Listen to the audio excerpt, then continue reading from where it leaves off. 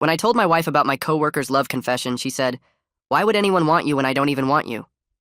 She was still laughing 5 minutes later while holding her stomach and wiping tears from her eyes, like I'd just told the best joke she'd ever heard, and I stood there in our kitchen holding the letter that Caroline from work had given me. Wait, let me get this straight. Someone actually told you they have feelings for you? Someone with eyes and options? She grabbed the letter from my hand, reading it out loud in a mocking voice. She says she's been in love with you for 2 years. 2 years of what? Watching you eat sandwiches at your desk and wear the same 5 shirts? The letter was sincere from a woman who'd been nothing but kind to me.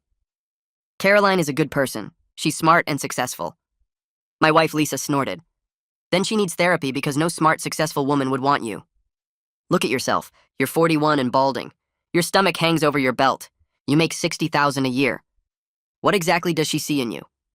She walked around me like she was examining damaged goods. Is she blind? Desperate? Does she have a fetish for mediocre men? Lisa pulled out her phone and started looking up Caroline's social media. Oh my God, she's actually pretty. This has to be a prank. Did your coworkers put her up to this? She showed me Caroline's photo like it was evidence of a crime. No one who looks like that would want someone who looks like you. I'd been with Lisa for 15 years, and she'd spent most of them telling me how lucky I was that she settled for me. Caroline says she admires my kindness, my work ethic, my sense of humor. Lisa doubled over, laughing again. Your sense of humor? You haven't made me laugh in a decade except right now. Your kindness? You mean being a doormat? Your work ethic?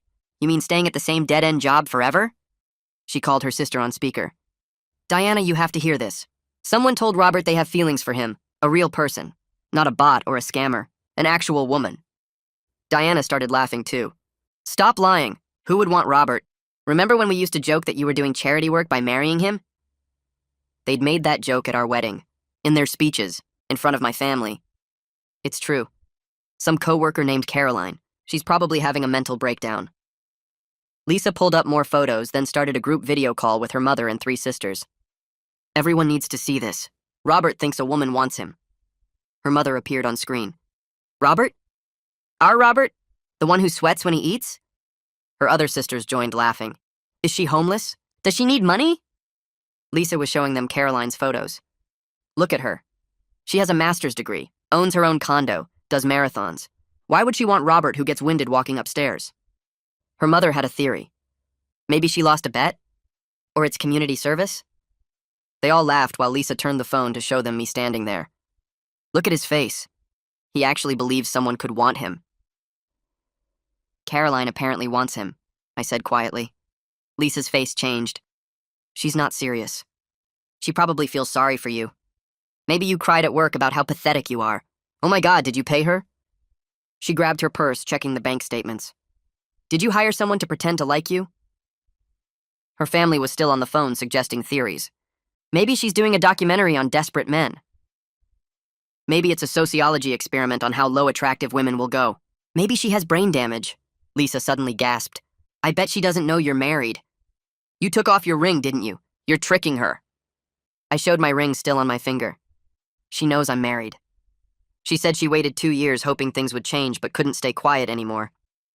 Lisa was getting angry now. You probably lied to her, told her I'm abusive or cold, made yourself the victim. I never talked about my marriage at work. I pulled away and got my phone. Maybe Caroline sees something you never bothered to look for. Lisa laughed. There's nothing to see. You're wallpaper, background noise, a placeholder human. You're what women settle for when they give up on life. I grabbed Caroline's letter and walked toward the door. Where are you going? Lisa demanded. To thank Caroline for being the first person in 15 years to say something kind to me. Lisa screamed with laughter. Kind? She pities you. When she sees you up close in real light, she'll run. Your weird-shaped head, your uneven ears, that thing you do with your mouth when you think, the way you walk like a broken robot. She'll be disgusted. But Caroline wasn't disgusted. She smiled when she saw me, said I had kind eyes, gentle hands, a warm smile. Things Lisa said didn't exist. When I filed for divorce, Lisa brought her entire family to court. Your Honor, he can't leave me. Look at him. Then look at me.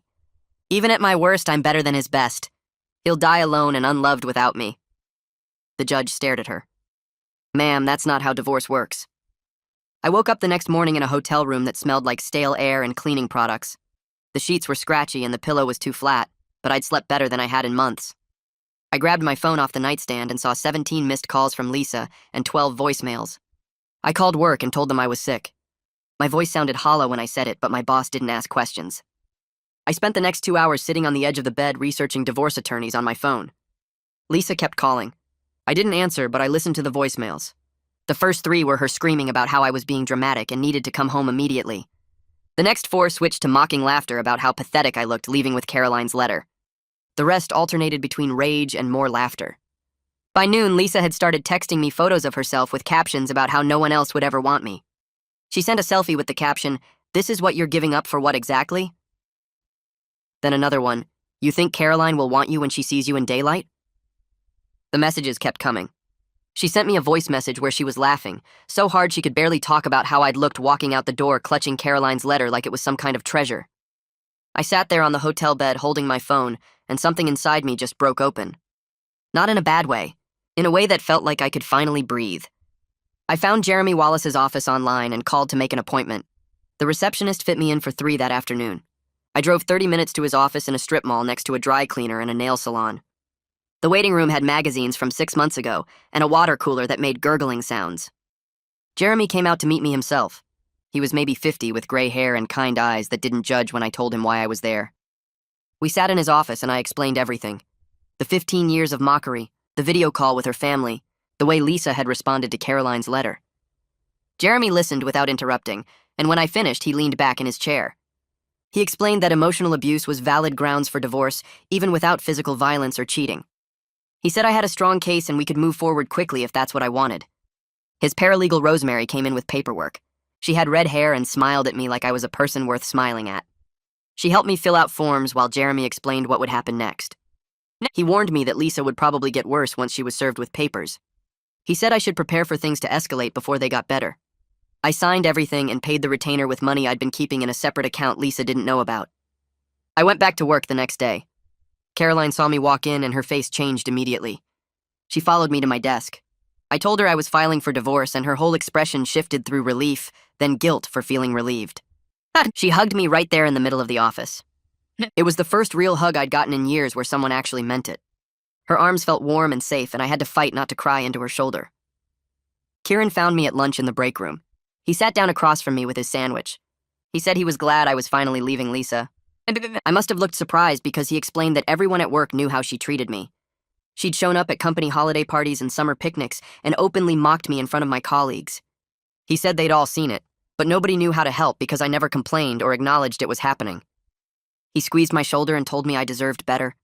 I ate my sandwich and realized I'd been living in a nightmare while pretending everything was normal. 3 days later, Lisa got served with divorce papers at her workplace. I know because within an hour my phone was ringing with her screaming on the other end. She said I was humiliating her. Everyone at her job was asking questions. I was destroying her reputation. How dare I do this to her publicly? I hung up and she called back 6 more times. I stopped answering. That evening I was in my hotel room watching television when someone started banging on the door. I looked through the peephole and saw Lisa standing there with her face red and her fists pounding the door. She was yelling that I needed to let her in so we could talk about this like adults. I called the front desk, and hotel security came within 5 minutes. I recorded video on my phone of her shouting that I was having an affair with Caroline, and she was going to prove it in court. Security escorted her out while she screamed the whole way down the hall. I sent the video to Jeremy immediately. Jeremy filed for a temporary restraining order the next morning. We had a hearing 2 days later. The judge looked at the video and Lisa's voicemails and granted the order without much discussion. Lisa was served with papers saying she couldn't contact me except through her attorney. The judge told her any violations would result in contempt charges. I walked out of the courthouse feeling lighter than I had in 15 years. That feeling lasted exactly 6 hours. Diana called my phone that evening. I answered because the restraining order only covered Lisa. Diana's voice was syrupy sweet. She said Lisa was devastated. I was being so cruel. Marriages had rough patches, and I should give Lisa another chance to work on things. I told Diana that 15 years of mockery wasn't a rough patch and hung up. She called back twice, but I didn't answer. The next morning, I scheduled a meeting with Skylar from HR. Her office was on the 3rd floor in a corner with windows that looked out over the parking lot. She motioned for me to sit down and close the door behind us. I explained that I was documenting things for my divorce and needed to know if the company had any records of Lisa's behavior at work events. Skylar leaned back in her chair and let out a long breath. She admitted they'd been worried about me for years, but didn't know how to address it since Lisa was my spouse and I never said anything. She pulled up files on her computer showing dates of company picnics, holiday parties, and team building events where Lisa had attended as my plus one.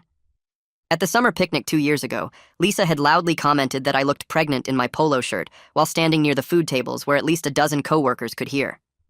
At the holiday party last December, she'd introduced herself to the new hires by saying she was married to the office furniture because I blended into the walls so well. Skylar had written up notes about both incidents but couldn't take action because I never filed a complaint. She asked if I was okay, and I realized I didn't know how to answer that question anymore. I thanked her and left with printed copies of her documentation tucked into a folder. That afternoon, Caroline texted asking if I wanted to grab coffee after work. We met at a place 2 blocks from the office with exposed brick walls and mismatched furniture. She ordered a latte and I got black coffee because that's what I always got. We sat at a small table near the window, and she looked nervous, fidgeting with her cup. She said she was sorry for causing problems in my marriage, and I should have kept my feelings to myself. I stopped her before she could finish. I explained that she didn't cause anything because the problems existed for 15 years before she ever handed me that letter. She just helped me see clearly what had been wrong the whole time. Caroline's eyes got wet, and she reached across the table to squeeze my hand. She said Lisa was cruel, and I deserved someone who saw my value. We talked for over an hour about everything except my divorce. She told me about her marathon training and how she was trying to qualify for Boston. She mentioned her parents lived in Florida, and she visited them twice a year. I realized I'd worked with her for 2 years and knew almost nothing about her life because I'd been too buried in my own misery to ask. When we left the coffee shop, the sun was setting and the streetlights were coming on. 3 days later, Jeremy called to tell me Lisa had hired an attorney. Her name was Delilah Caruso, and she had a reputation for nasty tactics in divorce cases. Jeremy sent me copies of the motions Delilah had filed that morning. The papers claimed I abandoned the marriage without cause, that I was having an affair with a coworker, and that I owed Lisa all her legal fees plus temporary spousal support while the divorce was pending. The motion demanded $3,000 a month in support based on Lisa's claim that she'd become accustomed to a certain lifestyle during our marriage. I read through the papers twice, feeling my stomach turn. Everything in the filing was twisted to make me look like the villain.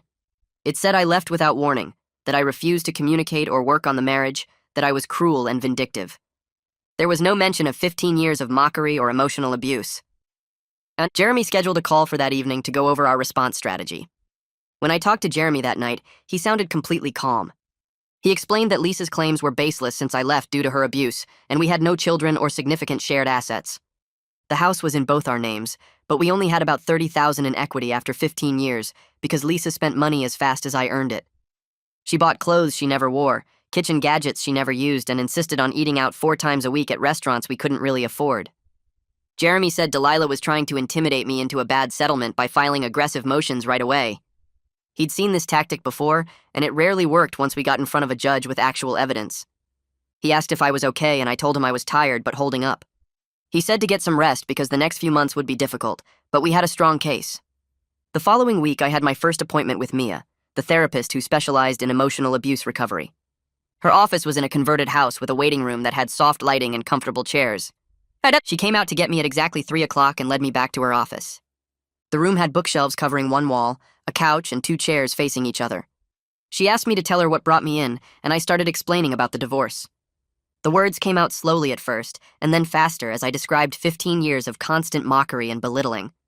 I told her about Lisa's family laughing at me on video calls, about being called wallpaper and background noise, about being told no one would ever want me. And saying it all out loud made it real in a way I'd been avoiding. My voice cracked when I got to the part about Caroline's letter and Lisa's response. Mia listened without interrupting, and when I finished, she said she was glad I came in because what I described was serious emotional abuse. The session lasted 50 minutes, and when I left, I felt exhausted like I'd run a marathon. At my second session with Mia the next week, she helped me understand that Lisa's behavior fit clear patterns of emotional abuse and something called gaslighting. She explained that abusers often make their targets doubt their own perception of reality by denying things happened or claiming the target is too sensitive. Lisa's family enabling her mockery created a system where I was always the target and never allowed to be right. If I objected to being insulted, they'd say I couldn't take a joke. If I got upset, they'd say I was being dramatic. Mia said this kind of systematic undermining destroys a person's sense of self-worth over time. She asked if I'd always been quiet and unsure of myself, and I realized I hadn't been before I met Lisa. In college, I'd been confident enough to ask Lisa out in the first place. Somewhere over 15 years, I'd become the person she said I was. 2 days after that session, my mom called to tell me that Lisa's mother had contacted her. Lisa's mom spent 20 minutes trying to convince my mom to talk me into dropping the divorce. She said Lisa was devastated and marriages required work, and I was giving up too easily. My mom, who never liked Lisa from the beginning, told her that Lisa treated me terribly for 15 years, and she was glad I was finally standing up for myself. Lisa's mom got angry and said my mom clearly didn't know the whole story. My mom responded that she knew exactly what she'd witnessed at family gatherings where Lisa mocked me in front of everyone. The call ended badly with Lisa's mom hanging up. My mom called me immediately after to make sure I was okay and to tell me she supported my decision completely. It was the first time in years she'd said she was proud of me. The restraining order hearing happened 2 weeks after I first filed. I got to the courthouse 30 minutes early and met Jeremy in the hallway outside the courtroom. He went over what would happen and reminded me to stay calm no matter what Lisa or her attorney said. When we walked into the courtroom, Lisa was already there with her entire family sitting behind her. Her mother, Diana, and her other 2 sisters all turned to glare at me like I was the villain in this situation. Lisa was dressed in a conservative blue dress and had clearly been crying. Her eyes were red and she dabbed at them with a tissue. Delilah sat next to her in an expensive suit, looking through papers. The bailiff called the case and we all stood while the judge entered. Delilah went first and argued that I was making too much out of normal marital disagreements. She said the hotel incident was just Lisa being upset about sudden abandonment and trying to talk to her husband. She claimed the voicemail messages showed a concerned wife trying to reach her spouse during a crisis. Delilah painted me as someone having a midlife crisis who was blowing up a marriage over minor issues. She suggested the restraining order was unnecessary and vindictive. Jeremy stood up when it was his turn and presented the video footage I'd recorded of Lisa banging on my hotel room door. The judge watched it with no expression while Lisa screamed on camera that I was having an affair and she was going to prove it. Jeremy played 3 of the most unhinged voicemail messages where Lisa called me pathetic, worthless, and said no one would ever want me. The courtroom was completely silent except for Lisa's voice coming from the speaker. The judge looked at Lisa for a long moment and then announced he was extending the restraining order for 6 months. He warned Lisa that any further violations would result in contempt charges and possible jail time. He said the video evidence clearly showed harassment, and the voicemail messages demonstrated a pattern of abusive behavior. Lisa's face went bright red, and she started to stand up, but Diana grabbed her arm and physically pulled her back down into her seat. The judge dismissed the hearing and left through the door behind the bench. Jeremy gathered his papers and told me quietly that went as well as we could have hoped. Delilah rushed out of the courtroom without looking at us, while Lisa's family clustered around her near the door. I could feel them staring as Jeremy and I walked past, but I kept my eyes forward and didn't look back. I moved into the apartment 3 days after the restraining order hearing. The place was small and came furnished with basic stuff that looked like it came from a discount furniture store. Beige couch, brown coffee table, a bed that squeaked when I sat on it. But it was quiet, and nobody was there telling me I was worthless, so I slept better that first night than I had in months. The silence felt strange after 15 years of Lisa's voice in my head, pointing out everything wrong with me. I woke up the next morning and made coffee in the tiny kitchen without anyone commenting on how I held the mug wrong or breathed too loud while drinking. Caroline texted me that weekend asking if I needed help getting settled. We met at a home goods store, and she walked with me through the aisles pointing out things I'd need. Dish soap, paper towels, a decent set of pots and pans because the apartment only had 1 scratched frying pan. She kept the conversation light and friendly, never once mentioning the divorce or Lisa or anything heavy. Just normal talk about whether I preferred cotton or microfiber towels and if I wanted plates that could go in the dishwave or microwave. When we loaded everything into my car, she gave me a quick hug and said she was glad I had my own space now.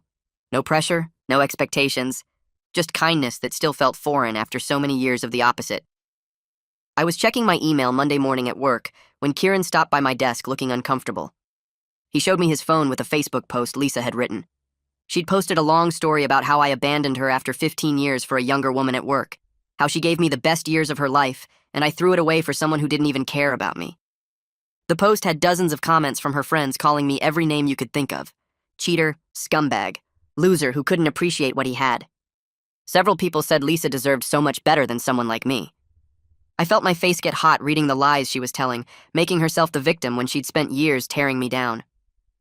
Kieran squeezed my shoulder and said not to respond, that everyone who knew us could see through it. I forwarded screenshots of the post to Jeremy that afternoon. He called me back within an hour and told me to document everything but don't engage publicly.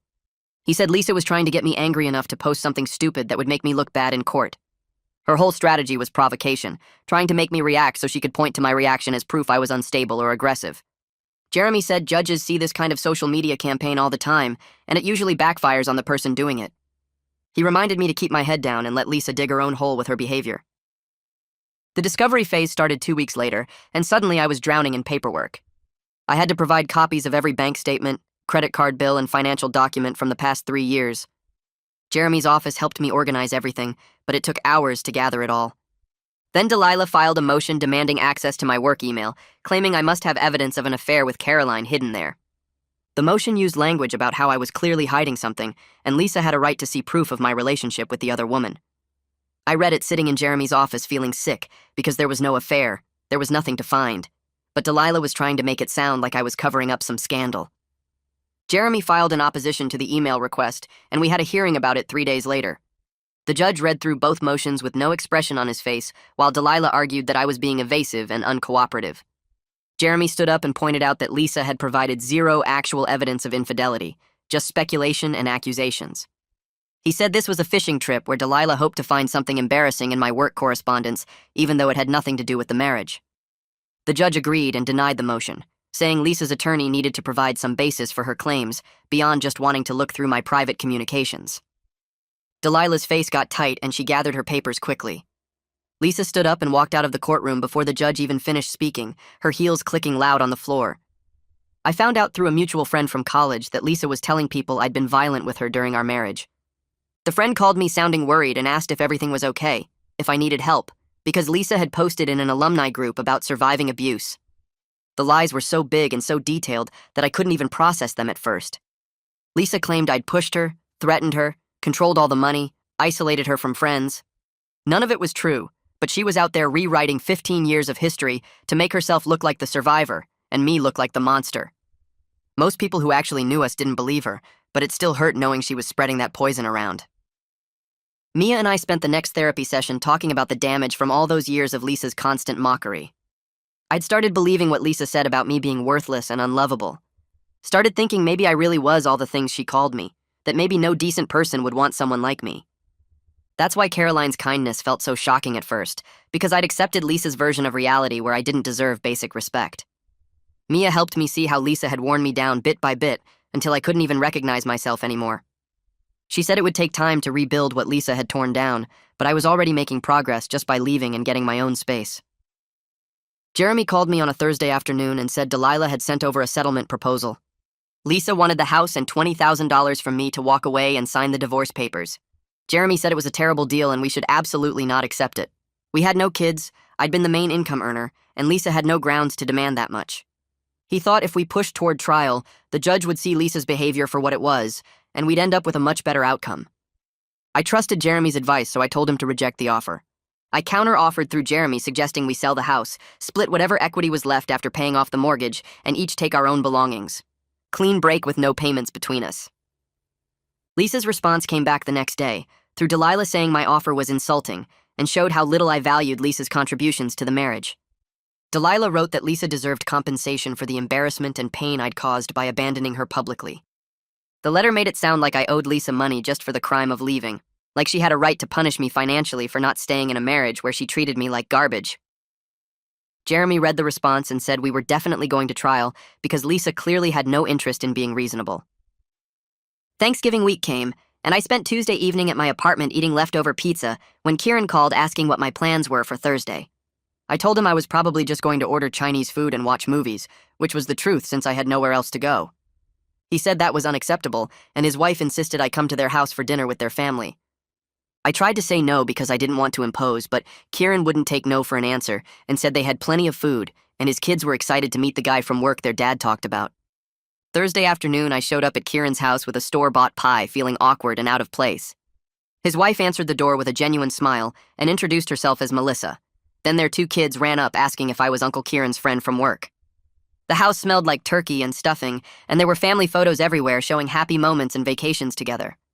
Melissa pulled me into the kitchen where Kieran was mashing potatoes, and he handed me a beer like it was the most natural thing in the world. Their kids showed me their toys and asked me questions about what I did at work with their dad, treating me like a normal person instead of someone to mock. During dinner, everyone talked and laughed and passed dishes around the table without anyone making cruel jokes or putting anyone down. Kieran's daughter told a story about her school play, and everyone listened and encouraged her instead of finding ways to criticize. His son spilled his milk, and Melissa just cleaned it up, saying accidents happen without making him feel terrible about it. I sat there eating turkey and watching this family interact with basic kindness and respect for each other, realizing this was what normal families did. Nobody mocked anyone's appearance or brought up past mistakes to humiliate them. Nobody called anyone worthless or made jokes at someone else's expense. They just enjoyed being together and treated each other like people they actually cared about. After dinner, Kieran and I cleaned up while Melissa got the kids ready for bed, and he asked how I was holding up with everything. I told him days like this made me see how wrong my marriage had been, that I'd forgotten families could actually be kind to each other. He said he was glad I came and that I was welcome anytime, that his door was always open if I needed somewhere to go. The following Monday, Jeremy's office called saying they'd received correspondence from Lisa's attorney. I drove over during my lunch break, and Rosemary handed me a letter that Delilah had sent on Lisa's behalf. The letter was 3 pages long and started by saying Lisa had done a lot of thinking over the past weeks. She wrote that she understood I was going through a difficult time and having what might be a midlife crisis or mental health episode. The letter said she was willing to forgive everything that had happened and take me back if I agreed to drop the divorce immediately. She claimed we could work through our problems together with counseling, and that she recognized both of us had made mistakes in the marriage. Lisa wrote that she missed me and wanted to save our 15 years together, that throwing away our history over one bad fight would be a mistake we'd both regret. The letter made it sound like she was being generous and understanding, like she was the reasonable one trying to fix things while I was having some kind of breakdown. There was no acknowledgement of the years of mockery and cruelty, no mention of how she'd treated me or what she'd said. Just this fake concern about my mental state and her willingness to forgive me for leaving. Jeremy read the letter and asked what I wanted to do. I told him there was absolutely no chance of reconciliation and to proceed with pushing for trial. He looked relieved and admitted he'd been worried I might cave under Lisa's pressure and manipulation tactics. He said letters like this were common in divorce cases where one party realized they were losing control and tried to present themselves as the reasonable one. Jeremy explained that Lisa's attorney probably advised her to make this offer so they could tell the judge Lisa tried to save the marriage, and I refused. It was all strategy and positioning, not genuine desire to work things out. Over the next few weeks, Caroline and I started having regular coffee meetups after work. We'd meet at a shop near the office and talk about everything except my divorce and her letter. She told me about growing up in Michigan with 3 brothers who taught her to be tough and stand up for herself. She talked about training for her next marathon and how running helped clear her head after stressful days. She showed me photos of her condo that she'd bought 2 years ago and decorated herself, proud of having her own space. Caroline talked about her parents who still lived in Michigan and how she visited them every few months, describing family dinners that sounded warm and normal like Kieran's Thanksgiving. She asked me about my hobbies and interests, and actually listened to my answers instead of finding ways to mock them. We talked about books we'd read and movies we'd seen and places we wanted to travel someday. I realized during these conversations how little I actually knew about having normal talks with someone who respected me. With Lisa, every conversation had been a minefield where anything I said could be twisted into ammunition against me. But Caroline asked questions because she was genuinely interested and shared things about herself without using them as weapons. She laughed at my jokes in a real way, not the mocking way Lisa had laughed at me. She noticed when I seemed stressed and asked if I was okay without making me feel weak for admitting things were hard. These simple coffee meetups became something I looked forward to because they reminded me that conversations didn't have to be battles. January came and depositions were scheduled at Delilah's office downtown. Jeremy prepared me for what to expect, saying Lisa's attorney would try to make me look unstable or like I was having a breakdown. We practiced answering hostile questions and staying calm under pressure. The morning of my deposition, I sat in a conference room across from Lisa while a court reporter set up her equipment. Delilah started asking questions about my mental health and when I'd started therapy. She asked if I was on any medications and if my therapist had diagnosed me with any conditions. Jeremy objected repeatedly, saying the questions were inappropriate and not relevant to the divorce.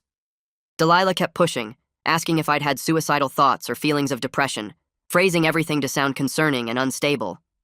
She asked about Caroline and whether I'd had an affair, trying to get me to admit to something that never happened.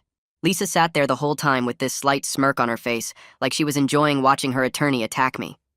When Jeremy got to ask me questions, he kept things straightforward, asking about Lisa's treatment of me over the years and specific incidents of her mockery and cruelty.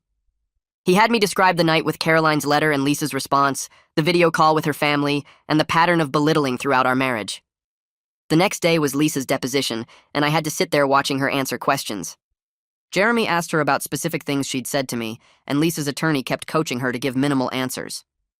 When Jeremy asked about the night with Caroline's letter, Lisa said she might have made some jokes, but I was being overly sensitive and taking things out of context. She claimed her family was just having fun, and I never indicated their teasing bothered me. Delilah objected to almost every question Jeremy asked, and Lisa smirked at me the entire time like this was all amusing to her. When Jeremy asked why she thought the marriage failed, Lisa said I'd become boring and stopped trying to make her happy. She talked about how I'd let myself go physically and stopped putting effort into our relationship. There was no mention of her years of constant mockery or the cruel things she'd said. She made it sound like I'd just given up on the marriage and she was the victim of my laziness. Jeremy asked if she remembered calling me worthless, and Lisa said she might have said things in anger during arguments, but that was normal for couples. She denied ever making me feel bad about my appearance or my job, claiming she'd always been supportive. The lies came out of her mouth so easily and naturally that I sat there wondering if she actually believed her own version of events. After Lisa's deposition, I went straight to my next therapy session feeling completely defeated. I told Mia about watching Lisa lie so easily about everything, rewriting 15 years of history to make herself look innocent. Mia listened, and then reminded me that Lisa's version of events didn't change what actually happened. She said judges see through manipulation tactics all the time, and that's why we had evidence like the videos and voicemails. Mia explained that people like Lisa often believe their own lies because accepting the truth would mean admitting they're not the victim. She said the important thing was that I knew the truth, and I'd stopped accepting Lisa's version of reality. We talked about how hard it was to watch someone lie about you when you can't control what they say or make them tell the truth. Mia reminded me that I'd already done the hardest part by leaving and standing up for myself, and that getting through the legal process was just the final step. February arrived, and Caroline mentioned during one of our coffee meetups that she was staying home for Valentine's Day rather than dealing with the restaurant crowds. She said she usually just ordered takeout and watched movies on holidays like that. I realized sitting there that I felt relieved not to have any romantic pressure or expectations for the first time in 15 years. With Lisa, Valentine's Day had always been this test I failed no matter what I did. If I got her flowers, she'd complain they were the wrong kind or not expensive enough. If I made dinner reservations, she'd say the restaurant wasn't nice enough or I'd waited too long to book somewhere good. Nothing was ever right, and the day always ended with her listing all the ways I'd disappointed her. But this year, I could just let the day pass without worrying about failing some impossible standard. Caroline and I made plans to get coffee that week like we always did, no different from any other day, and that felt perfect. The Wednesday before Valentine's Day, I was at my desk working when someone from reception called saying I had a visitor in the lobby. I walked down thinking maybe it was a delivery and found Lisa standing there demanding to talk to me. Security was already approaching because she'd been getting loud, and I told her she needed to leave because of the restraining order. Lisa started yelling that the restraining order was ridiculous and she just wanted to talk to her husband. She said I was being dramatic and she had a right to see me. Security asked her to leave and she refused, saying she wasn't going anywhere until I listened to her. They had to physically escort her toward the door while she kept yelling that I was ruining her life and turning everyone against her.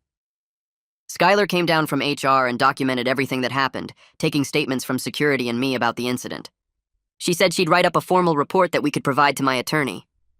I called Jeremy as soon as I got back to my desk, and he said he'd file an emergency motion with the court about the restraining order violation. He sounded angry on my behalf, saying Lisa clearly thought rules didn't apply to her and the judge needed to take stronger action. The contempt hearing happened 3 days later in a smaller courtroom with just the judge, Lisa, her attorney, Jeremy, and me. The judge reviewed the security footage from my workplace and read through the incident report that Skylar had filed. Lisa sat with her hands folded in her lap, trying to look small and sorry, but I could see her jaw clenched tight. The judge looked at her over his reading glasses and asked if she understood what a restraining order meant. Lisa nodded and said she did, but she just missed her husband so much that she wasn't thinking clearly. She said the separation was killing her, and she needed to see me to try to work things out. The judge wasn't buying it. He told her this was her second violation and he was done being lenient. He said one more incident of any kind and he would hold her in contempt with jail time. Lisa's eyes went wide and she started crying, saying she understood and it wouldn't happen again. Her attorney jumped in, saying Lisa was under extreme emotional distress from the divorce and promised to keep her client in line. The judge said he didn't care about emotional distress because the law was the law and Lisa needed to follow it like everyone else.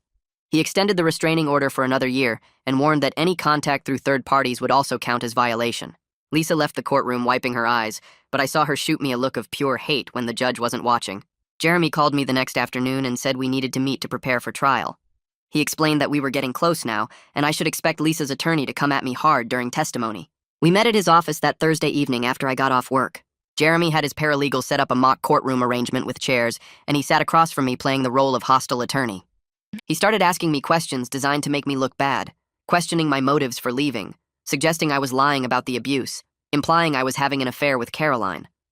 The practice was harder than I expected, because even though I knew Jeremy was just acting, hearing someone attack my character made my chest tight. Jeremy stopped after about 20 minutes and told me I was getting defensive, which would make me look guilty. He said I needed to stay calm, answer only what was asked, and not try to justify or explain beyond the basic facts. We practiced for another hour, until I could answer his aggressive questions without my voice shaking or my face getting red. Jeremy said Lisa's attorney would try every trick to rattle me, but if I stayed composed and told the truth, the judge would see through the manipulation. 2 weeks before trial was set to start, Jeremy called saying Lisa's attorney had reached out with a settlement offer. I drove to his office during my lunch break to hear the details. Jeremy had the proposal printed out, and he slid it across his desk for me to read. Lisa would agree to split the house equity 50-50, but only if I paid $15,000 toward her legal fees. Jeremy watched my face while I read through the terms. I looked up and asked what he thought. Jeremy leaned back in his chair and said it was a garbage offer designed to make me pay for Lisa's decision to drag this out. He explained that Lisa had no grounds to demand money from me for her legal fees, since she was the one who'd been unreasonable throughout the entire process. The restraining order violations alone showed the judge that Lisa was the problem. Jeremy said he thought we'd do much better at trial because the judge had already seen Lisa's true colors during the hearings. He reminded me that the house would sell eventually, and we'd split the equity anyway. So all Lisa was really asking for was $15,000 of my money for no legitimate reason. I trusted Jeremy's judgment after months of working with him and seeing how well he understood the system. I told him to reject the offer. Jeremy nodded and said he'd send the response that afternoon. He warned me that Lisa wouldn't take the rejection well and to expect some kind of reaction. I went back to work feeling anxious but also relieved that I didn't cave to Lisa's demands. That evening, Jeremy forwarded me the response from Lisa's attorney. The email said I was making a huge mistake and would regret not taking the deal when I had the chance. It said Lisa was prepared to destroy me in court and expose what kind of person I really was. The tone was aggressive and threatening in a way that made me think Lisa had dictated parts of it herself. Jeremy replied to them with a simple message saying we looked forward to presenting our case at trial. I saved all the emails in a folder on my computer that had grown thick with documentation over the past months. The week before trial, I barely slept more than 3 or 4 hours a night. I'd lie in bed in my apartment running through possible questions and trying to prepare answers that wouldn't make me sound defensive or angry. Work became difficult because I couldn't focus on normal tasks when my brain kept jumping to the upcoming courtroom. Mia noticed during our session that Tuesday that I looked exhausted. I told her I was terrified of getting on the stand and having Lisa's attorney twist my words. Mia walked me through some grounding techniques, having me focus on my breathing and the physical sensations in my body rather than the anxious thoughts racing through my head. She reminded me that I didn't need to perform or convince anyone of anything. My job was simply to tell the truth about what happened in my marriage. The judge would make his decision based on facts and evidence, not on whether I gave perfect answers to hostile questions. Mia said Lisa's attorney could attack my character all day long, but they couldn't change the reality of 15 years of documented abuse. I left her office feeling slightly calmer, but still dreading what was coming. The morning of trial, I woke up at 5, even though court didn't start until 9. I made coffee and sat at my small kitchen table watching the sky lighten outside my window. My phone buzzed with a text from Caroline wishing me good luck and saying she was thinking of me. A few minutes later, Kieran sent a message offering to come sit in the courtroom for support.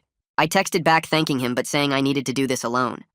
I appreciated the offer more than I could put into words, but something about this felt like something I had to face by myself. I got dressed in the suit Jeremy had told me to wear, dark blue and professional without being flashy. I checked my appearance in the bathroom mirror and barely recognized the person looking back. I looked tired and nervous, but also somehow more solid than I had 6 months ago when this all started. The courtroom was bigger than the ones we'd used for hearings, with rows of wooden benches and high ceilings that made every sound echo. Lisa sat at a table with her attorney looking polished and put together in a dark dress. Her family filled the first 2 rows behind her like a support squad. I sat next to Jeremy at our table and tried to keep my hands from shaking. The judge entered and everyone stood. Then we sat back down and the trial began. Lisa's attorney stood up and gave an opening statement painting me as a man going through a midlife crisis who abandoned his devoted wife for a younger coworker. She talked about how Lisa had supported me for 15 years through my mediocre career, how she'd built a home with me, how she was blindsided when I suddenly left without warning. The attorney made it sound like Lisa was the victim of my selfish breakdown and Caroline was a homewrecker who'd seduced me away from my marriage. I felt my face getting hot listening to the lies, but Jeremy had warned me this would happen. When it was his turn, Jeremy stood calmly and laid out the real timeline. He explained that I'd endured 15 years of constant mockery and emotional abuse from Lisa and her family. He described how Lisa had responded to Caroline's letter with cruelty and humiliation. He told the judge about Lisa's behavior after I filed for divorce, the restraining order violations, the harassment at my workplace. Jeremy's voice was steady and factual as he presented evidence of Lisa's abusive behavior through documentation, recordings, and witness statements. I was called to testify first and walked to the witness stand feeling like my legs might give out. After I was sworn in, Jeremy asked me to describe my marriage to Lisa. I started talking about the 15 years of constant mockery, the way she belittled everything about me from my appearance to my job to my personality.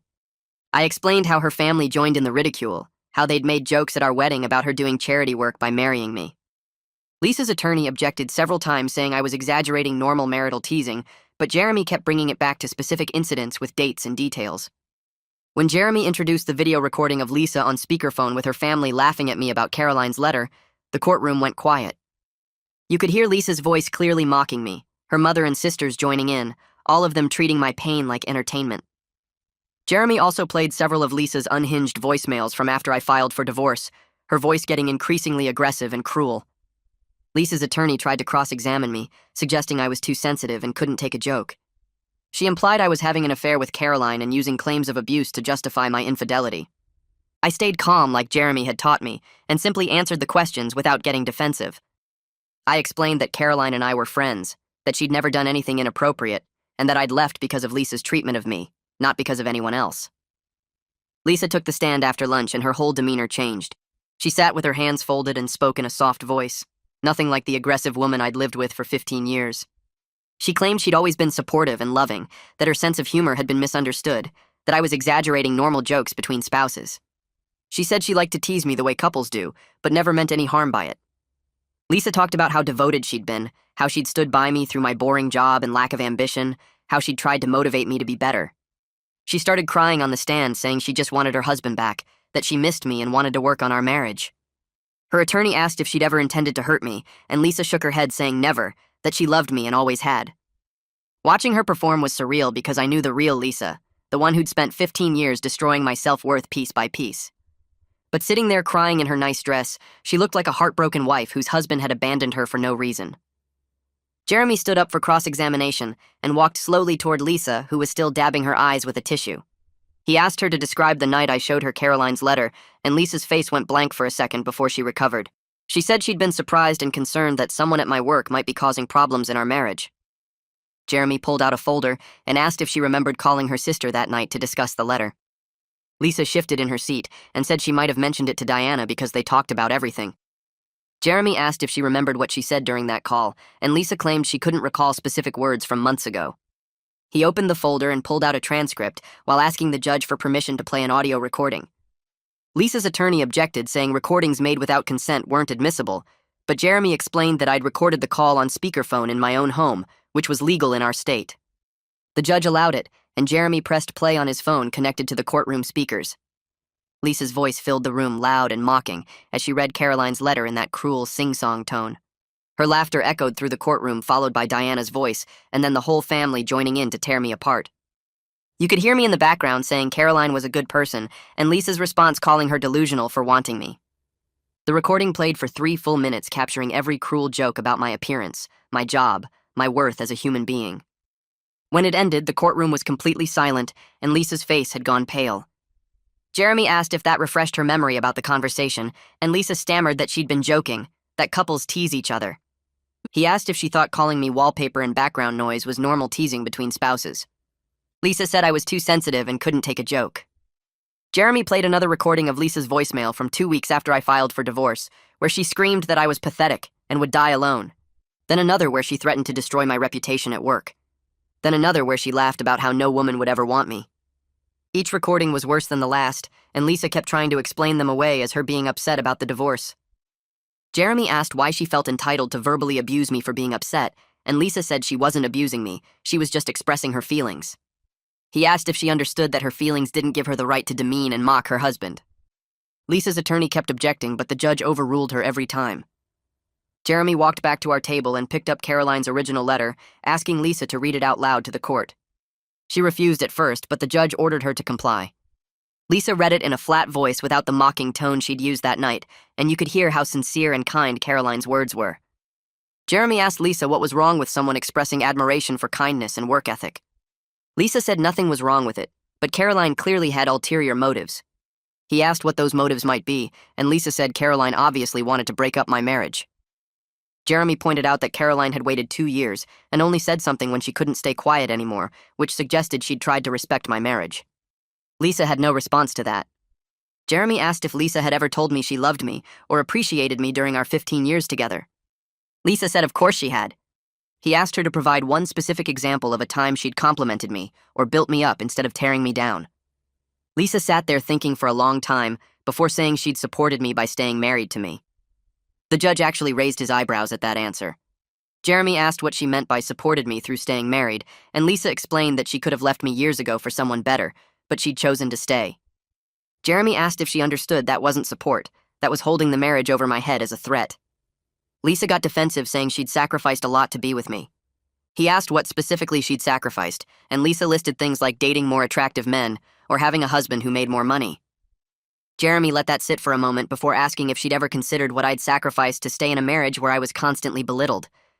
Lisa said I hadn't sacrificed anything because I was lucky to have her. Jeremy thanked her and sat down. Lisa's attorney tried redirect, asking if Lisa still loved me despite everything. Lisa said yes, she loved me and wanted to work on our marriage. Her attorney asked if she regretted anything she'd said in those recordings. Lisa said she regretted letting her emotions get the better of her, but I'd hurt her by filing for divorce without warning. Her attorney emphasized the without warning part, trying to make me look like the bad guy. But the damage was done, and everyone in that courtroom had heard Lisa's true nature. The judge called for a 15-minute recess and left the bench. I sat there shaking while Jeremy put his hand on my shoulder. Lisa and her family huddled together on the other side, whispering angrily. When the judge returned, everyone stood until he sat down again. He looked at his notes for a moment before speaking. The judge said he'd reviewed all the evidence presented, including the recordings, testimony, and documented incidents. He stated that based on everything he'd seen and heard, this marriage was irretrievably broken. The judge granted the divorce effective immediately and ordered our house sold with proceeds split equally after paying off the mortgage. Lisa's face went white when he said that. He continued, saying that Lisa's request for me to pay her legal fees was denied, as she'd chosen to pursue an aggressive legal strategy that wasn't supported by facts. The spousal support request was also denied given the relatively short marriage, Lisa's ability to work, and lack of financial dependence. Lisa started to stand up, but Diana grabbed her arm, pulling her back down. The judge wasn't finished. He said that based on the evidence presented, including multiple recordings and testimony from both parties, Lisa's behavior throughout the marriage constituted clear emotional abuse. He stated that her pattern of belittling, mocking, and demeaning me in front of family members showed a calculated effort to destroy my self-worth. The judge added that her behavior after I filed for divorce, including the restraining order violations, demonstrated a continued pattern of harassment and abuse. He said he saw no grounds whatsoever for any of her financial demands, and frankly found her testimony about supporting me through staying married to be deeply troubling. The judge noted that marriage should be a partnership built on mutual respect and love, not one person holding the relationship hostage while systematically destroying the other person's dignity. Lisa's face had gone from white to bright red, and her hands were gripping the table. Diana was still holding her arm, probably to keep her from doing something stupid. The judge finished by saying the court would monitor the house sale process, and both parties were ordered to cooperate fully with the realtor. He banged his gavel, and it was over. Outside the courtroom, Jeremy shook my hand. He said the judge's statements about emotional abuse were significant because they'd be part of the official record. That kind of finding could matter if Lisa ever tried to claim I'd been the problem in the marriage. Jeremy said I should be proud of myself for standing up and telling the truth, even when it was hard. Lisa's attorney walked past us quickly without making eye contact. Lisa and her whole family stood in a cluster near the courtroom doors, shooting hateful looks in my direction. Diana said something to Lisa, who looked like she wanted to charge at me. Her mother put her hand on Lisa's other arm, and they all left together. Jeremy said to expect some angry messages, but to save everything and not respond.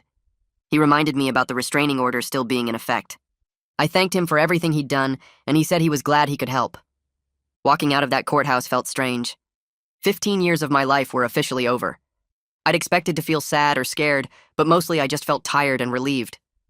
The house went on the market 3 weeks later. Our realtor said the neighborhood was popular and she expected it to sell quickly. Lisa and I had to coordinate times to let her show it, which meant tense text exchanges through our attorneys. The first showing brought an offer, but it was too low. The second week brought 3 more showings and 2 offers. We accepted one that was actually $5,000 more than our asking price. The whole process took 7 weeks from listing to closing. After the mortgage was paid off and we split the closing costs and realtor fees, my half came to $18,312. It wasn't much to show for 15 years, but it felt like freedom in my bank account. Lisa got the same amount, and I knew she was probably furious it wasn't more. I spent the next weekend at furniture stores with Caroline. My apartment had been barely furnished with cheap pieces from discount stores. Caroline helped me pick out a real couch that didn't hurt to sit on and a bed frame that didn't squeak. We found a decent kitchen table and chairs. She had good taste and knew how to spot quality without spending a fortune. When everything was delivered and set up, my apartment actually looked like a place where someone lived instead of a temporary crash spot. Caroline also dragged me to clothing stores, which I'd been avoiding for years. Lisa used to buy my clothes, and they were always slightly wrong, either too tight or styles that didn't suit me. Caroline helped me find shirts that actually fit my shoulders and pants that didn't bunch up weird. She picked out colors that looked good on me instead of the drab grays and browns Lisa always chose. When I looked in the dressing room mirror wearing clothes that actually fit properly, I barely recognized myself. 3 months after the divorce was finalized, I was doing better than I'd expected. Therapy with Mia was helping me work through years of damage. She taught me to recognize my worth and set healthy boundaries.